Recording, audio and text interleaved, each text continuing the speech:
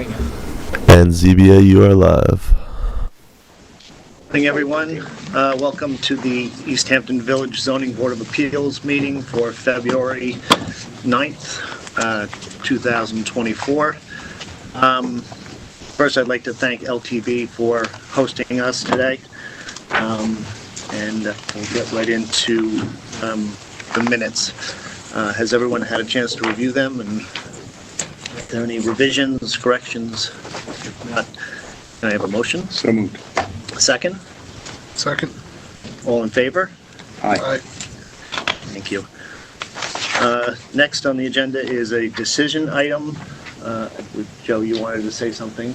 Just want to speak to the letter received regarding a request for my recusal from deliberating on the matter. As I said in the statement last session, I am unaware of any reason why I should be recused from sitting on this matter. I have no personal, financial, or any other relationship to this property, adjoining properties, or the applicant.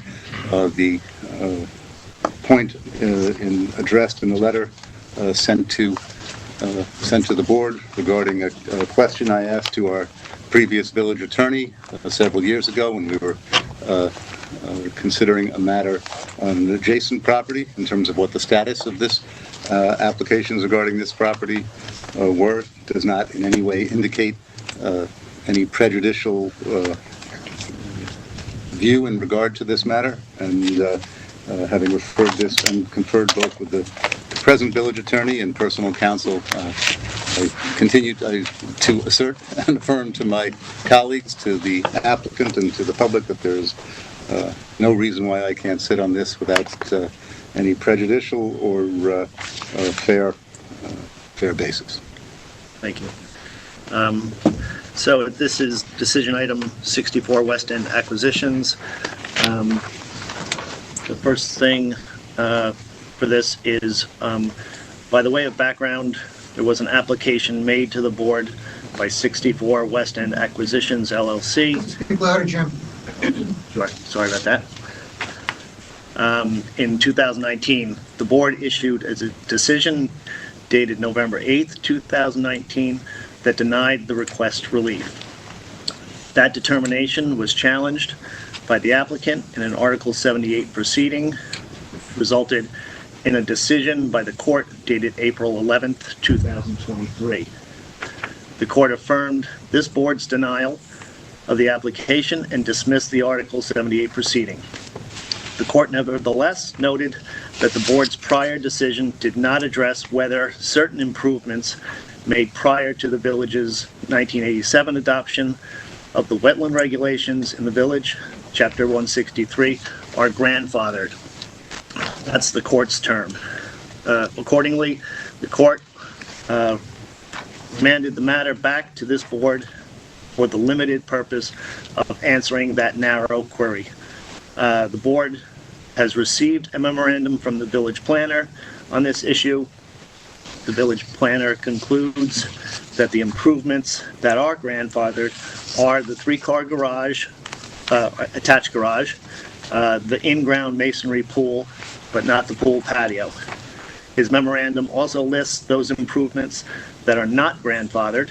The court's directive was only as to the affirmative. Are there any comments or questions from the board?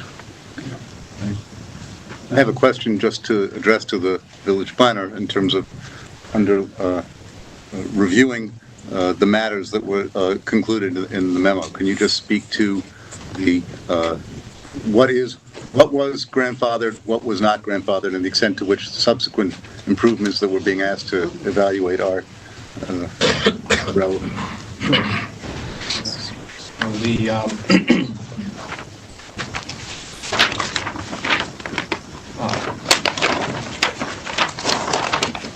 So during the application that the board reviewed for that matter, something's wrong with the microphone here.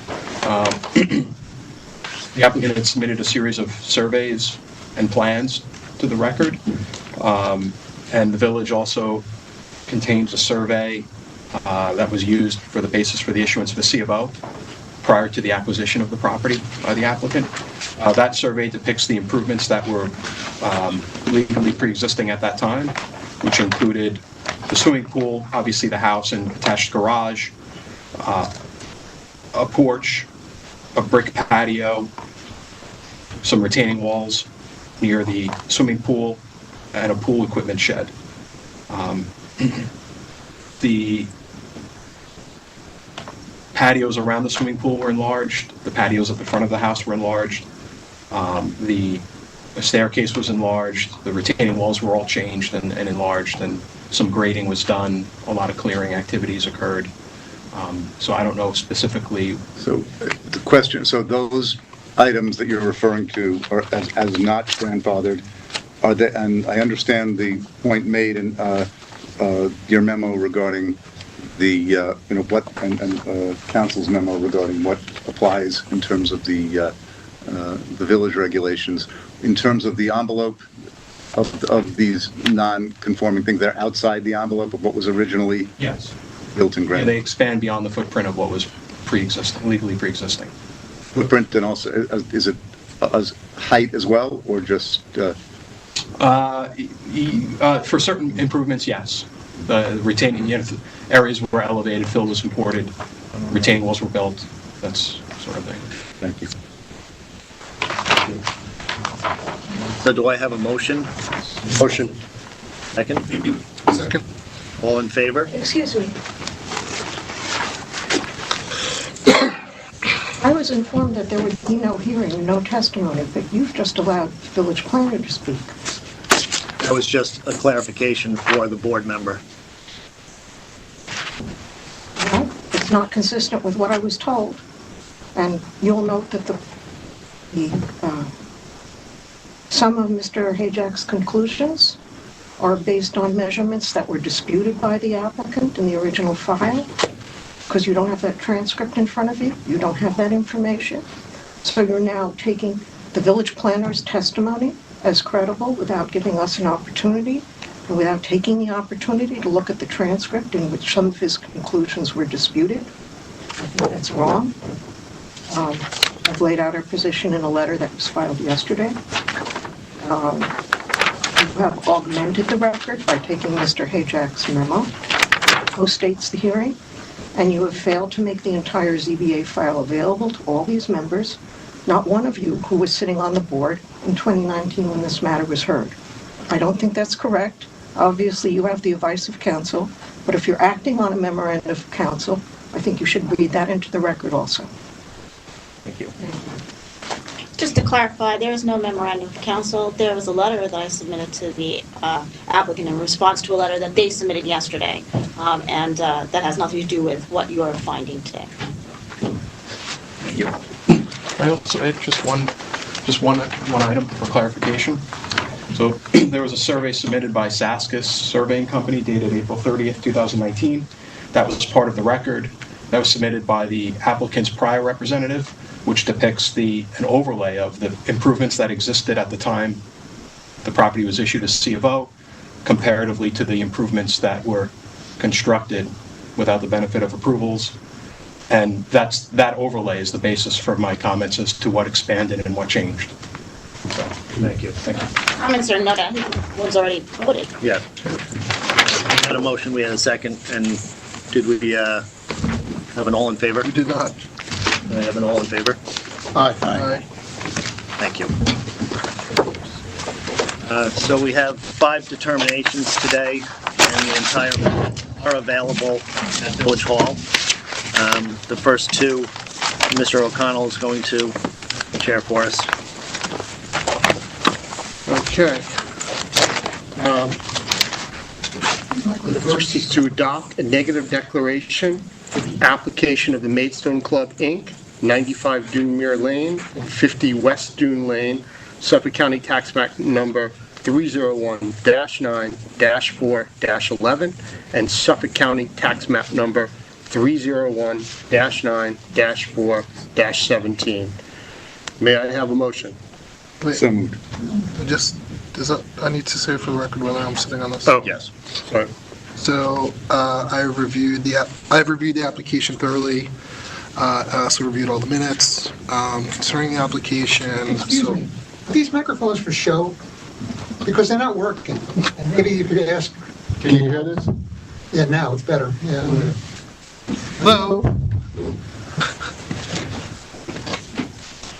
So, since I was interrupted, I'll start from the beginning. I'll be sitting on the Maidstone application. I have thoroughly reviewed the record and the minutes concerning the application, and I'm comfortable in sitting on the file. Thank you. Okay. I'll read this again then. To adopt a negative declaration for the application of the Maidstone Club, Inc., 95 Dunemere Lane, 50 West Dune Lane, Suffolk County Tax Map Number 301-9-4-11, and Suffolk County Tax Map Number 301-9-4-17. May I have a motion? So moved. May I have a second? Second. All in favor? Aye. Aye. Oh, wait, I'm sorry. Gabby, you have to poll the board. Okay.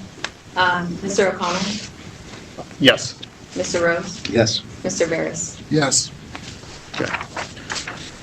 In the application of Maidstone Club, Inc., 95 Dunemere Lane and 50 West Dune Lane, Suffolk County Tax Map Number 301-9-4-11, and Suffolk County Tax Map Number 301-9-4-17 for a special permit and a freshwater wetlands permit to stabilize the shoreline by placing fill, installing core logs, and planting vegetation in 2 locations directly adjacent to Hook Pond is granted. May I have a motion? So moved. May I have a second? Second. Gabby, please poll the board. Mr. O'Connell? Yes. Mr. Rose? Yes. Mr. Barris? Yes. Okay. In the application of Skylight East LLC, 94 Applequag Road, Suffolk County Tax Map Number 301-12-5-10 for a freshwater wetlands permit and a variance to install a permanent deer fence is granted with conditions. May I have a motion? So moved. Second? Second. Gabby, can you poll the board? Mr. McMullen? Yes. Mr. Rose? Yes. Mr. Barris? Yes. Mrs. Simons? Yes. Mr. O'Connell? No. Okay. In application of Lee and Vanessa Eastman, 247 Cove Hollow Road, Suffolk County Tax Map Number 301-12-2-18.1. To permit a detached garage in the front yard area is granted with conditions. May I have a motion? So moved. Second? Second. Gabby, can you poll the board? Mr. McMullen? Yes. Mr. Rose? Yes. Mr. Barris? Yes. In the application of Brenda Wei Ming Chang, 111 Panago Road, Suffolk County Tax Map Number 301-4-4-26 for area variances to construct accessory improvements and exceed the allowable coverage is granted. May I have a motion? Motion. Second. Gabby, can you poll the board? Mr. McMullen? Yes. Mr. Rose? Yes. Mr. Barris? Yes. Okay. Next on the agenda are the adjournments. We have 3, Hunting Hospitality LLC, Jane Foreman and Edward Wolf, and as well as Susan P. Furland. Next on the agenda are the hearings. The first is Christopher Yeager and Phoebe Simmer, 9 Route 114. Is the applicant here?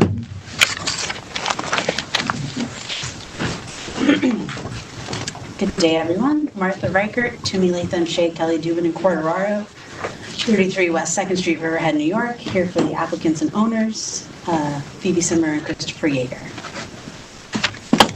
What you have before you today is a substantially similar application to the one that this board approved last spring when the applicants were ready to build or begin working on the pool house that was approved by this board. It was discovered that the structure was in a substantially dilapidated condition. that required total reconstruction. And we were advised by both the village attorney and the chief building inspector that we should submit a new application to contemplate the reconstruction as opposed to the conversion of the existing garage into a pool house. And so we have submitted that application. And since this was a new hearing, we also took the opportunity to add a cellar to the garage, soon to be pool house, to provide storage for storage area, but also to house the pool equipment. Originally, it was proposed to be housed inside the cellar space of the principal structure, but on the advice of the pool company and several other involved contractors, it was determined that it would be better to have it in the basement of the pool house, and we believe this provides the same sound mitigation. The proposal is to reuse the same footprint, which was also what was noted in the board's previous decision. And the memorandum of law that we submitted shows that there is precedent for these this type of project, especially in terms of the reconstruction and also the addition of the cellar. Most recently, a cellar was approved on 38 Hunting Lane. That was the matter of the Benjamin Zucker Trust. Also, 6 Meadow Way was a pre-existing non-conforming garage that was converted to a pool house, and then a subsequent application was made to add a cellar, which this board approved, which had similar non-conforming rear and side yard setbacks. And then also there is the matter of 65 Toilsome Lane, which is located about 900 feet from this property and had a very similar application in terms of rebuilding a pre-existing non-conforming garage to be used as a pool house. In furtherance of the prior approval, the applicant has already covenanted and filed with the Suffolk County Clerk's Office the covenant that restricts the use of the structure to only 250 feet for the pool house use. The rest to be storage that can only be accessed from the outside. And so that's pretty much the gist of the application. There is also an additional variance that's needed for the addition of a Bilco door to the structure. But in terms, I won't run through the entire 5-part test for that. This is substantially still the same application in terms of what this board reviewed before, and we have a letter in the record of support from the adjoining neighbor in support of this new project to fully reconstruct the existing accessory structure. Thank you. Anybody from the board? I have a question for you, but first I have a question for Lisa. So since they did not act on the determination within the 90 days because it was a reconstruction, or determination of Yes. the time period, is that now null and void? This is a new hearing for a new application. Okay, so that application is done? Yes. But also my understanding is that 90 days applies when you're, more for like an as-built thing. This is a proposed reuse of the structure, so we were always told we had the full year, right? Who told you that?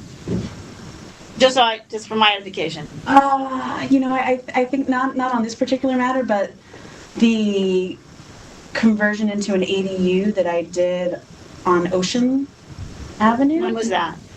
That was also in 2022, I think. I have to look into that. I don't know. Yeah, but we were advised, because I had been concerned about the 90 Did you days. make that special request in the record? Because I know I the did. board does allow extensions. I can absolutely, show you the correspondence on that one. But no, this is a new application. So I guess the question was, when we granted that last time, you stood up here and told us that it could be reconstructed as is. So now you're tearing the whole thing down, and there is a conforming location. Yeah. And since the whole thing's coming down, it would be a conforming location at a conforming size. No, I appreciate that. So what happened was when my clients actually got to the point of getting building permits and everything else, when they sort of took a look at the structural soundness of the existing garage, and there is a architect's report in there, it was discovered that the framing did not actually sit on the slab foundation. And so it was completely rotted and the timbers were not reusable. Also, the framing does not conform with the building code. And, I've pointed out in my memorandum of law, there are several sections in Chapter 278 that first allow a legally pre-existing non-conforming structure to be reconstructed in whole or in part, so long as it's being used for a legal accessory use, which this is. And also, there's a section in the code that's highlighted in my memorandum of law that discusses that when, there is evidence provided that a structure is unsound, that it shall not, nothing will sort of prevent it being reconstructed to meet the building code. I think that one of the important things to keep in mind is we discussed the fact that there was a conforming location on this property at the first determination, and that it was, while feasible, would actually render the rest of the yard really unusable and would make for a very tight squeeze. And the fact was that we were reusing the footprint of the existing garage. And in the decision for 65 Toilsome Lane, that actually was discussed by this board. And, and I'll read the quote because I think it's very germane to this application. What the board found, excuse me for just one moment.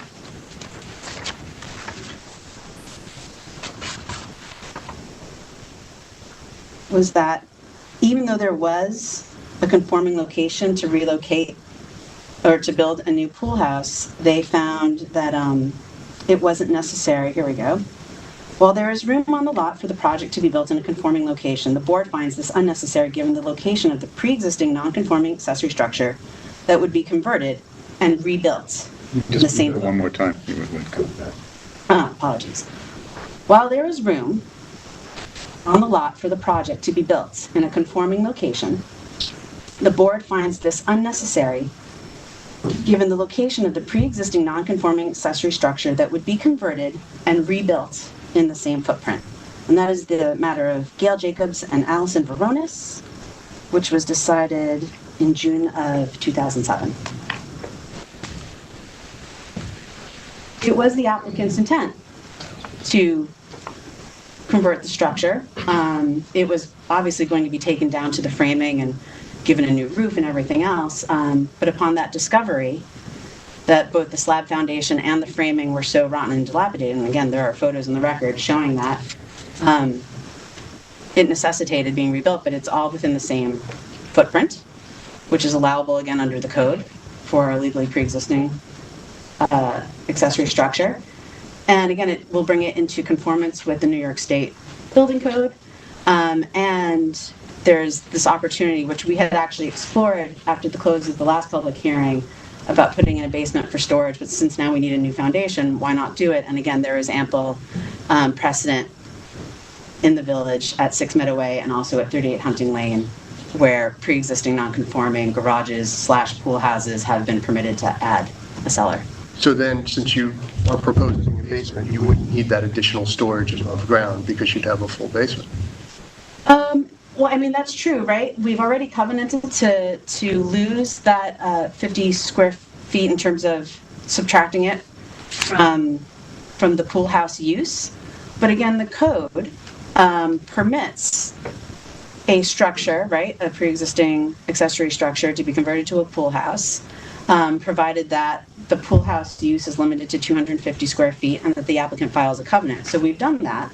And so I think that, yes, while we could lose that 50 square feet of outside storage, it would necessitate essentially a redesign of the project, which, I would say that at this point, the applicant has relied on the decision. They've gotten everything approved by the Suffolk County Health Department. They've already abandoned their septic system. They've constructed a new one. And so, I think the fact that the plans that this board approved showed the way that 50 square feet of storage is not accessible and won't be put to the pool house use, and the covenant has been recorded.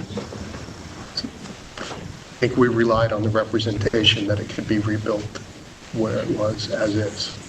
I understand that. I think if you go back to your decision, though, and you look at it, again, I'm happy to quote it to the board. Oh, I read it. I know, but the decision specifically references the reuse of the footprint.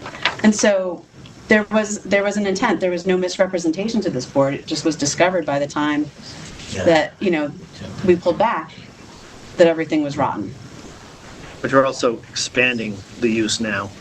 You're not just replacing it, you're expanding it by putting a full foundation in that you can use for storage and for the pool equipment. Just feet from the property line, too. Beg your pardon? It's just a few feet from the property line as well. I just want to follow up with a question to make sure I understand. So this is a new construction application, a variance for the construction of a new structure in the same location. That's correct. It's not a renovation of a pre-existing non-conforming. It is a replacement of a pre-existing non-conforming. Correct. Which has been permitted in other decisions. I understood the point. I just want to make sure, because the comments before indicated that whether it was a renovation. We called it a conversion in the application, and I think there was full intent to reuse the framing. I understand. So this is a new matter before us, and Yes. I just want to concur with some of the points made by the other members in terms of questions regarding this. Yael, do you have anything you want to add? No. So what is the board's feeling now? I guess we close the hearing, right? And then we'll make a decision. Can I get a motion to close the hearing? So moved. Second? Second. All in favor? Aye. Thank you. Going to step away from this last application. Mr. O'Connell's going to take over.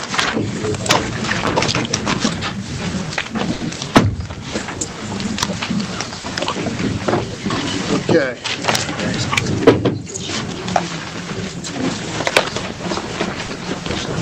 Read it. I'm going to read the... Yeah, Gabby, I was just going to say, you want to read the public notice? Application of Irene Sokopny and Alex Slavonsky, Suffolk County Tax Map Number 301-2-7-17, for area variances from Chapter 278 zoning to make alterations and construct additions to an existing residence and to construct a patio. The 1,608 square foot variance is required from Section 278 3A 9A to permit 4,631 square feet of coverage, where 3,023 square feet is the maximum permitted coverage, and the legally pre-existing coverage is 2,781 square feet. A 2.6 foot variance is required from Section 278 3A 4A to make alterations and construct additions to a residence located 19.4 feet from the side yard lot line, where the side yard setback is 22 feet. A 306 square foot variance is required from Section 278 3A 13 a residence to contain 2,543 square feet of gross floor area, where the maximum gross floor area is 2,237 square feet. The legally pre-existing gross floor area is 2,303 square feet. The subject property is 12,371 square feet in area and is located at 44 Dayton Lane in Residence District R40. This project is classified as a Type 2 action in accordance with All right. I see everybody. Nice to see you. Just your name for the record. That's Lenny Ackerman for the applicant. Let's see, so we have 4 members of the board, right? Okay. Did any or all of you have an opportunity to visit the property? I did visit the property. Okay. And I papered this extensively, and I don't think I need to repeat myself. And I believe the neighbor to the east is here, and I'd certainly like to give them an opportunity to respond to our response to their opposition. I just would like to point out a couple of things concerning this application. This application is unique in my career because I'm always dealing with self-created hardship, and this is a hardship that occurred through no fault of of the owners of the house. As you know from my papers and the chronology, they bought the house in May of '22, occupied it over the summer. This is a couple with 4 children, all young children, ages 5 through 11. They were here for the Christmas holidays at the end of '22, and in January, after leaving the house to return to the city for the kids to go back to school and whatever, over a week's period of time after they left the house, before their housekeeper came to the house, there was extensive flood damage from a break in a second floor bathroom. As some of you know who've lived here a long time, this is the old Conklin house, Jimmy Conklin, the family that owned Home Sweet Home. And apparently the plumbing upstairs was very jerry-rigged. As a result, with a young family using the toilets on a constant basis, since there was only one toilet upstairs, something broke, and the house suffered not only water damage but extensive mold over the winter before it was discovered, and the main was shut off. In May, after settling with the insurance company, the family finally got a permit to renovate and restore the house as is. When they detailed the plans for that renovation, they discovered that, in fact, because of the pitch in the roof, they would be unable to adequately restore the bathroom upstairs. And they came to me and I said, well, why don't you hire an architect and see what you could do with the minimum number of variances. And that's what they undertook to do. I have here Neil Cummings, who's the architect with a firm who worked on the plans, and he certainly can answer any questions with respect to how they came about with a design that's before you today. The variances are limited. They're not extensive. In terms of the numerical criteria, what we're asking for in GFA and what we're asking for in side yard are within precedent. I think in terms of our character, the neighborhood argument, which I believe is the neighbor's objection, a drive through the neighborhood down this street, I think, demonstrates that there is diversity of architecture. There are some single-story houses and there are some two-story houses. I think the addition here is not going to be out of character in the neighborhood, but of course that's subjective. That's everyone's subjection. With respect to the benefit without the variance, I think the detriment in terms of the family's ability to live comfortably in the house, which was their intent when they bought it. This is not the typical case where someone buys a home in East Hampton and then comes in and asks for variances, and we're dealing with self-created hardship. So I think we can satisfy that concern pretty reasonably.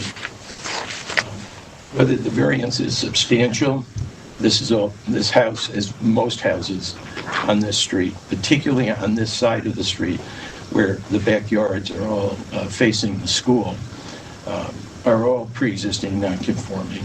They all need a variance.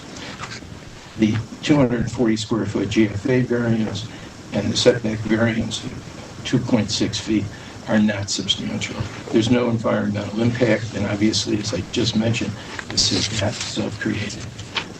I'd like to hear the neighbors' opposition, give them an opportunity to speak, because they haven't had an opportunity yet to respond to our papers. Mr. Chairman, if that's permissible. Mr. Chairman, before, I'd like to have some questions. Yes, if you have any questions, if the board members have any questions.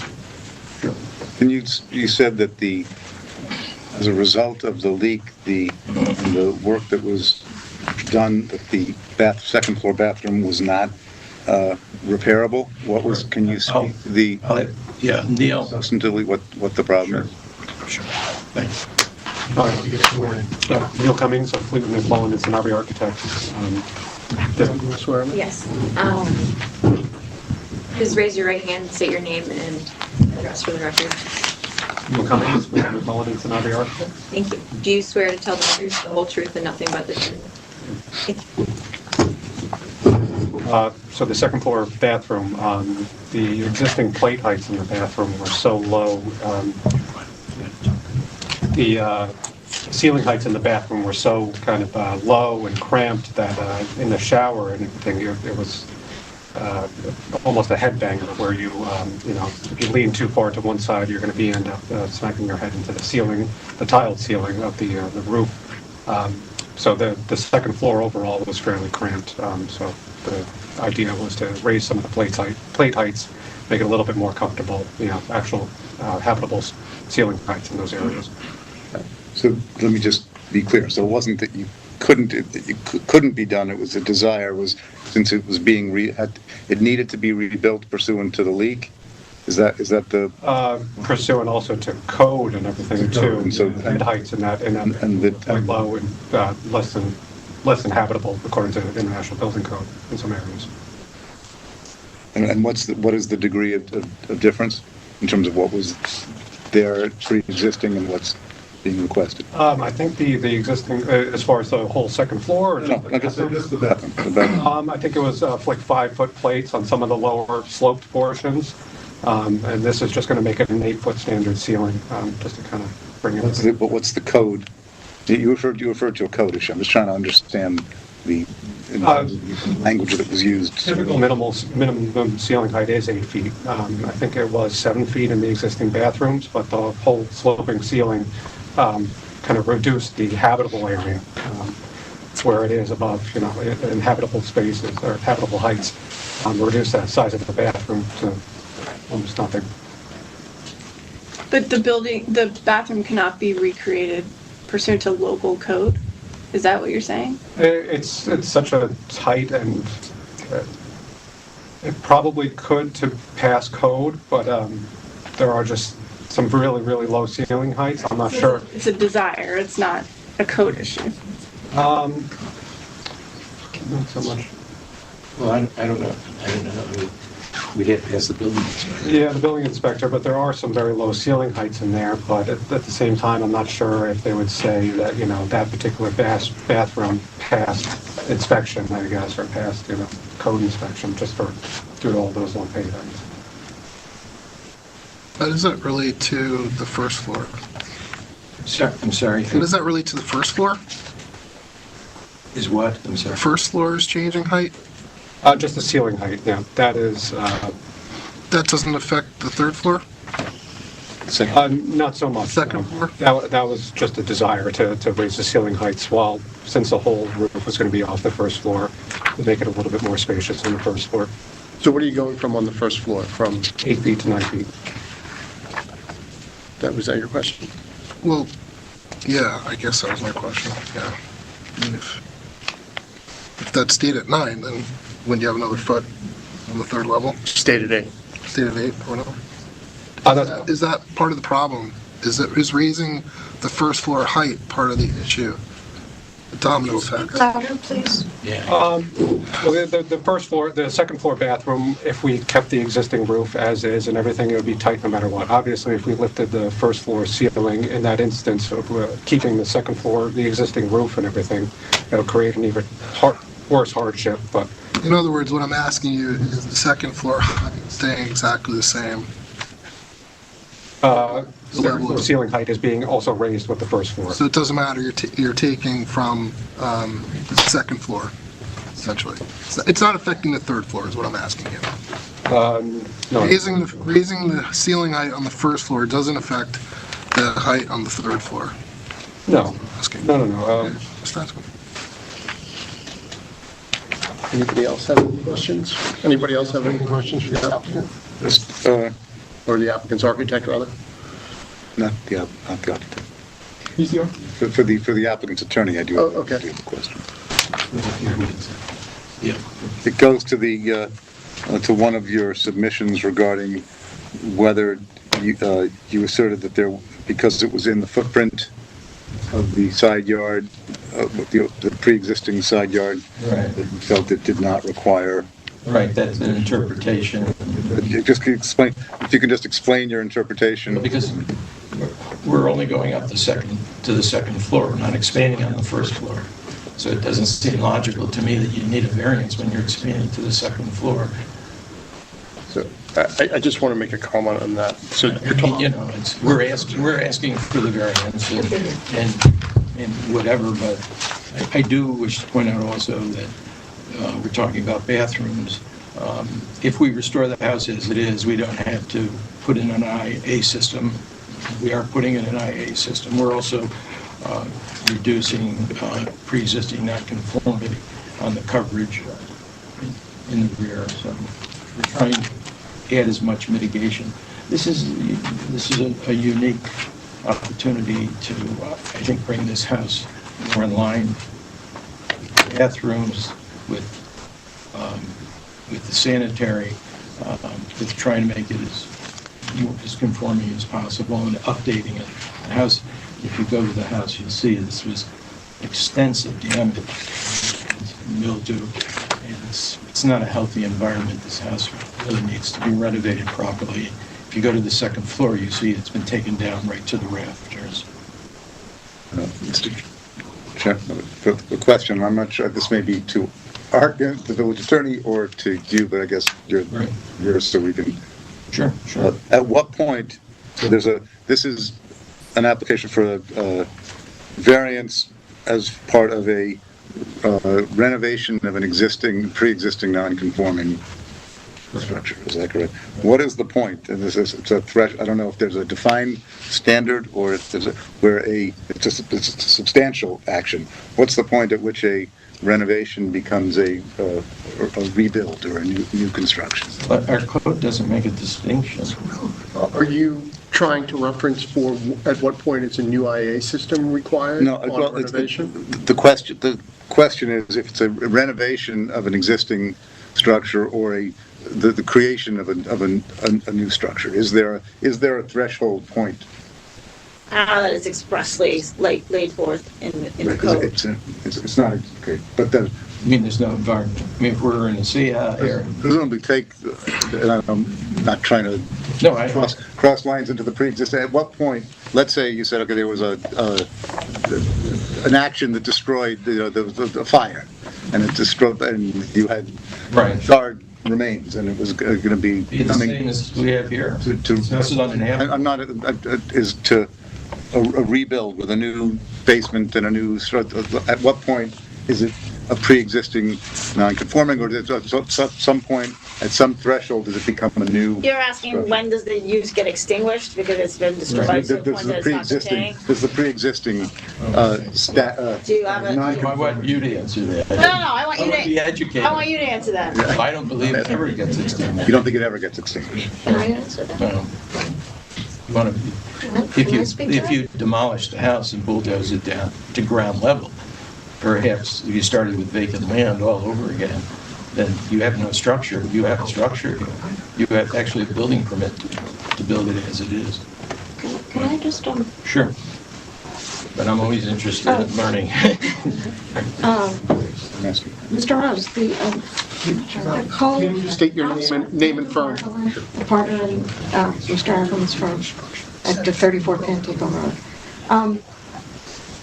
The code allows pre-existing non-conforming structures to be modified, altered, reconstructed, so on and so forth, as long as you don't increase the degree of non-conformity. And therefore, even if this house were completely destroyed, the owners would have the right to rebuild in exactly the same location without triggering without exceeding to meet the new setbacks. I did just want to explain a little bit more about your earlier question, which was our view that you don't need a variance for the second story here is because the code says that you can do the things I just mentioned as long as you don't increase the degree of nonconformity. And for setbacks under the village code, the nonconformity is a horizontal distance from the lot line. So a side yard says on this particular lot, you need to be 22 feet from the side yard, but the existing building is only 19.4 feet. And even though we're building taller, that taller portion is still only 19.4 feet. So my understanding is that when the architect made these plans, they specifically elected to stay within the footprint of the building. So I understand, but the question, as I understand it, is to the segment outside the existing 19-foot. There is no segment outside. Let me make my point. Oh, I'm sorry, I didn't mean to interrupt. Which is, there's a volume of degree of intrusion up to a certain height, and then this is the matter at issue is the pursuant to what was called out by the building department is the incremental intrusion above the ground floor. Right, so it's that it's the variance being requested. Though I read the argument submitted that it doesn't apply is for the portion above the existing intrusion at a certain height, up to the. as I'm sure you know from other variance applications that have come before you, the measure of a variance isn't volumetric, it's distance for things like setbacks. So that's the way that we understand the code to be read. I mean, I'm not in the business of giving legal advice to explain to you what our position is. I understand. Thank you. I just have one comment also before we go to the neighbors, is the footnote that was in your February 7th letter, believing this. Speak louder. Yes. No, sorry, Andy. The footnote that was in your February 7th letter to the board discussing what we were just talking about, that you don't believe a variance is required. Right. I disagree with that because you are adding additional building outside the envelope to the second floor. And also the variance is required, I think, because you're increasing your GFA. So I understand. While I appreciate this comment about mass, I respectfully have a different opinion. Having had the matter of what the provision of the village code is called to our attention on a different matter, I think that sounds like it's consistent. Though I don't know if it's the village planner or the village attorney who can give us an opinion on that. After the neighbors had an opportunity to speak, I just would like to comment. At some point prior to our determination, it would be good to have an opinion from the village. So Gabby has to swear in. Please state your name and address for the record. Please raise your right hand and state your name and address for the record. Margaret Ostro, it's 38 Dayton Lane. Thank you. Do you swear to tell the truth, the whole truth, and nothing but the truth? I do. By way of introduction, my name is Margaret Ostro, and my husband and I own 38 Dayton Lane, which is directly adjacent to and to the east of 44 Dayton Lane. We have lived on Dayton Lane for 3.5 years. We submitted the letter for the board's consideration detailing our concerns on Monday, so I'll keep it brief in the interest of everyone's time. First, we are concerned that the side yard variance sought by applicants further decreases the already non-conforming setback between applicant's home and our shared lot line from 22 feet to 19.4 feet. Applicants have ample room to expand to the north and to the west of their property in a manner that is conforming. We have also provided 2 alternative drawings how similar alterations could be achieved within the existing footprint of the home in a manner conforming to code. From what I understand, the board does not typically receive setback variances where the proposed improvements to a home can be made in 1 or more conforming locations. Second, we are concerned that having an expanded home in the manner contemplated by applicant's design so close to our lot line will create a looming structure adjacent to our property that will reduce light, privacy, and airflow, and may result in the attic being used as an illegal 3rd floor, given the plans include a finished stairwell, significant overhead space, and several windows. Finally, we view the proposed design, which includes a significantly raised roofline and a drastically increased amount of living space on the second and attic levels, as being out of architectural scale and character within the signature charm of Dayton Lane. To the extent that homes on Dayton Lane have a second story, most are within the roofline of that house, of the house with dormer windows leading to homes with a smaller scale that do not impose on the surrounding properties or dominate the street sight lines. For perspective, we note that applicants are proposing a 6-bedroom house on a .28 acre lot. We find it concerning that applicants only included elevations for the updated structure but not the existing structure in their application, so the scale of the proposed renovation is not immediately clear to the reader. Upon further review of their drawings, we'd also note applicants measure the height of their elevations from the first floor elevation, not the exterior grade. This results in a house that is actually 33 feet tall, which is not to code. In summary, we are not objecting to applicants expanding the primary structure at 44 Dayton or any of the other aspects of their application, including expansions to a full house, but instead take issue with the degree and the manner of the proposal's expansion.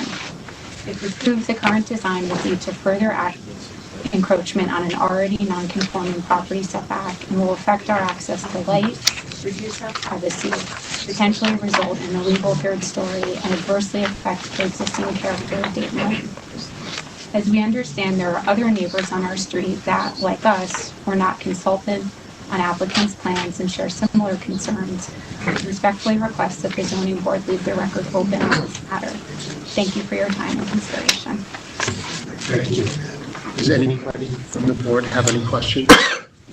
First of all, I want to thank you for the materials you submitted. They were very helpful in terms of looking. And I do want to point out to one comment you made that there was, I had to look back at the very end of the applicant's submission. There's an elevation. There are elevations, sorry about that. Yeah, I had to look back a few times as well to find it, but it's definitely there. But thank you for your the materials you submitted. It was very, very helpful. Go. Thanks. Don't have anything else. Does anybody have anything else? Hi. Hi. Can you state your name and address for the... Erica Broberg, architect, address 25 Cedar Street. You could just raise your Yeah, right we've got her sworn in. Say it again, your name and address. Erica Broberg, 25 Cedar Street, East Hampton, New York. Thank you. Do you swear to tell the truth, the whole truth, and nothing but the truth? I do. Thank you. I'm an architect, I guess somewhat representing the Ostro family. Couple of quick comments for you. In terms of the size of the family, I think that should be considered irrelevant in terms of the application. Upon examining the plans, I think the hardship is self-created by the actual proposed design and the configuration in terms of where the spaces are placed on the property. The building inspectors, I think, are away this week, so they're not here to be able to weigh in on any of this discussion about ceiling height. I know that under 5 foot of a ceiling height does not count for square footage. The architect mentioned that less than 8 foot does not meet code, and I believe it's 7 foot, but we would have to verify that with the building inspector, what actually is considered a legal second floor. I'm referring to that bathroom that's upstairs. The building inspector would need to weigh in on that. There are many bathrooms and second floors that have sort of sloped ceilings. As far as the third floor, this is just general comments. As far as the third floor with a finished stair, I would like, I'm wondering what the building inspector would comment on having a finished accessible stair to a third floor with a 7'6" ceiling height. The changing of the height of the first floor ceiling, increasing it, and then changing the height of the second floor ceiling is increasing the volumetrics on the second floor that are over the side yard setback. Also, you'll see in the sketch, using an actual gable increases, we don't have pyramid law, but increases the nonconformity. If it was a hip roof, it would decrease the volumetrics of the roof structure, which is looming. In terms of it being a two-dimensional variance and the argument of it being a two-dimensional variance because of a setback line versus three-dimensional, I would respectfully disagree with Mr.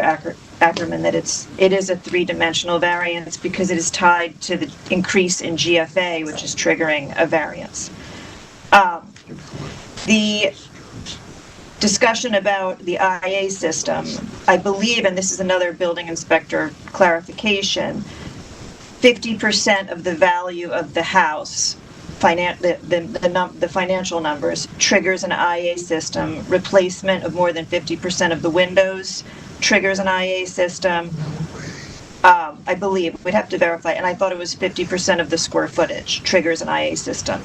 So this, just based on the damage to the house, I think it would trigger the IA system regardless of the variance when the building permit application was filed, but I think you'd have to find out with the inspector. The question that I have is the increase in GFA increases the nonconformity. So is there a way for the architect to come up with a conforming square footage that equals this amount of square footage on the other side of the house? And I would emphatically say there is a potential solution to do that. Thank you. Thank you. Does anybody have any questions for Ms. Bogart? Neil, and I have a question for you. You are right. I'm sorry. Re-identify yourself. Neil Cummings again, 251 Panico Road, Incentive Architects. And you're still under oath? Yes.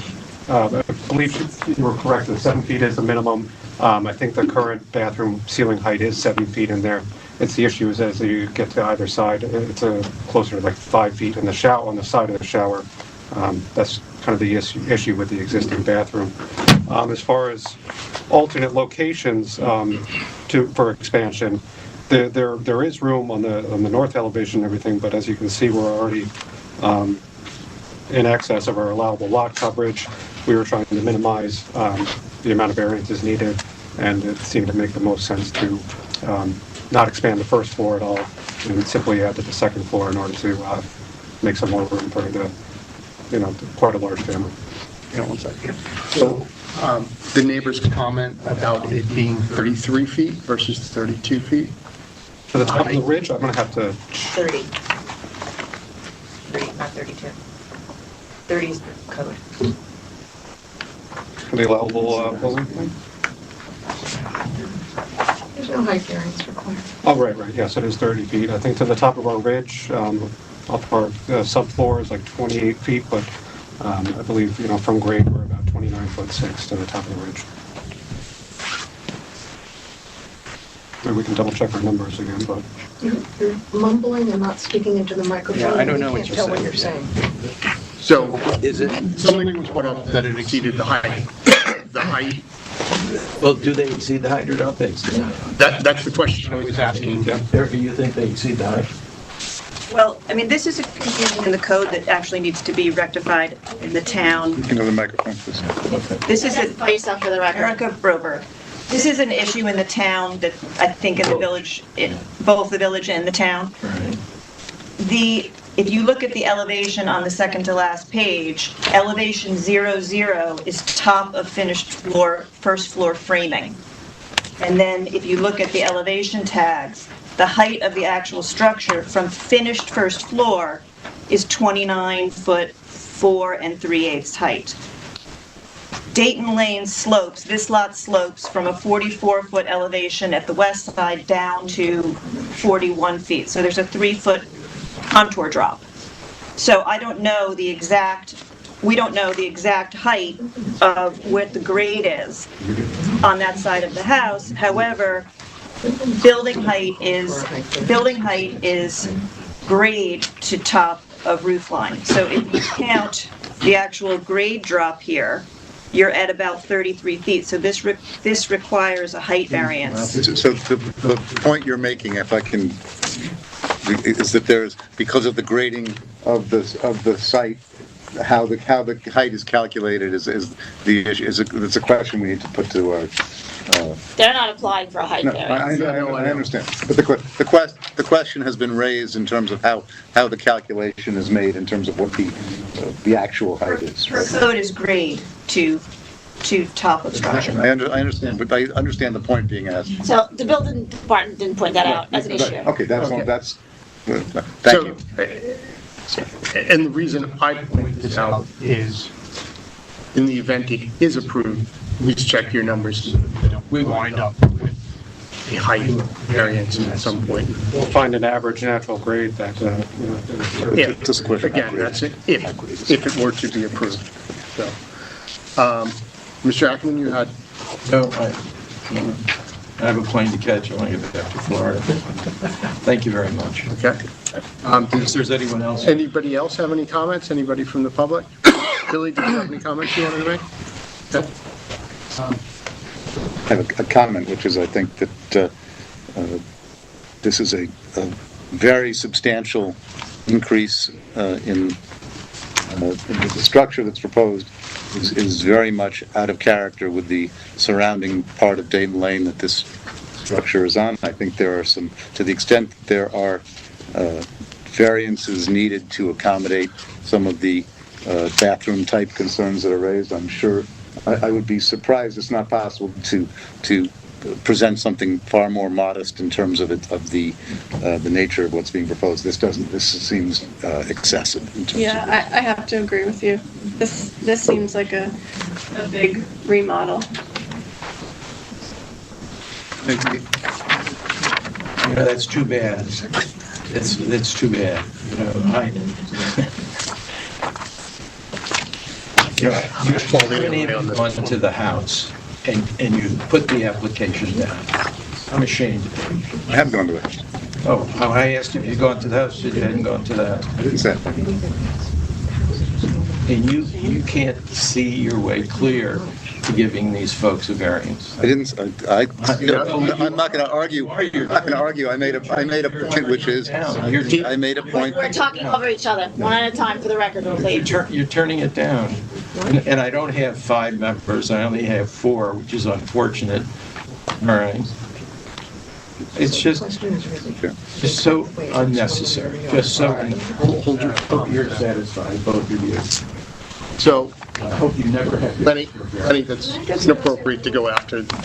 Well, no, I mean neighbor to neighbor, right? In 60 years of practicing law. Lenny, Mr. Ackerman, that's enough. I would just like to point one thing out to the board, which is that we would not need a variance if we cut the second story short by 3 feet from, and instead of making it coterminous with the first floor, we cut it back approximately 3 feet, actually 2 feet, 8 inches. Second story is an as of right. I think we could do it so that we didn't need any GFA variance at all. The house will look a little odd, but in terms of its presence on the street as a 2-story house as opposed to a 1.5 story, which is what it is right now, it's not going to look significantly different. So I think for this board, honestly, I think the question is, do you think it better blends with the character of the neighborhood if you have something that looks like a traditional colonial, or whether you have something that looks a little Linda, odd? obviously these people don't care what it's going to look like, because they're going to get something. Wait, those things. Okay. No, but well, I can express my feeling about this. This is just. I think Linda expressed it very well. I would ask you to close the hearing. Any other? I would suggest that we leave it open. Why? Maybe you want to come back and have it slightly larger for the attic space as designed. Redesign the house, they're going to object to that too. We might as well just do what we got to do without a variance, and then you're just going to... You don't know whether we would object to it or not? Sorry? You don't know whether we would object to it or not if you came back? Well, no, but it's only 2-2 here. I don't have a third member, unfortunately. The applicant is not requesting that the hearing stay open, and we've expressed our views. We've heard the matter. I think the points have been made, and there may well be an opportunity to do something that's conforming to code that but then that's not what we're not here for that purpose. We're here to evaluate particular actions and applications. You don't live on the street, Mr. Rose, so you don't have to look at it. So, Okay. my comment is that while the variances are extensive, as designed, it would fit better. In this rare occasion, I agree with Linda. Okay, so we're going to ask that you keep the record open. We're going to ask that you keep the record open. Okay. Can I have support for that at least? I suggested it. Well, I have a motion to keep the record open. No objection to keeping the record open. Okay, we're going to keep the record open. Okay, all right. All right. Now I need a motion to close. Motion to close the entire. Yes, close the hearing. To close the meeting. Close the meeting. Second. Everybody in favor? Aye. Aye. Thank you.